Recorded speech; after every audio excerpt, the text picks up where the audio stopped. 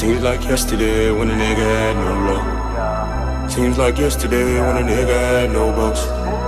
Seems like yesterday when the world I gave no fucks. But yesterday, after yesterday, and today I'm waiting. These bitches know I'm the man. After the breakup, I gotta be started undercover prodigy. I've been to counseling, sermons, and churches, but still they can't get these fucking demons out of me. What's my philosophy? How'd I get the world to rock with me? How'd I get this killer following? How'd I go from being known in Panorama City to being famous on boggling? Everyone's mine. I don't go to bed as early. I be up all night up until 7:30 in the morning. My legacy's legendary. You won't ever catch a nigga stepping dirty. I know God has got me. I don't ever worry. I get it by any means necessary. The haters want my career dead and buried. That's a long shot, fucking Stephen Curry. Bitch, I know I done revived my whole plan. Fuck the matrix, I had to break it, and now I'm the program. You won't never catch me bowing down in the eyes of no man.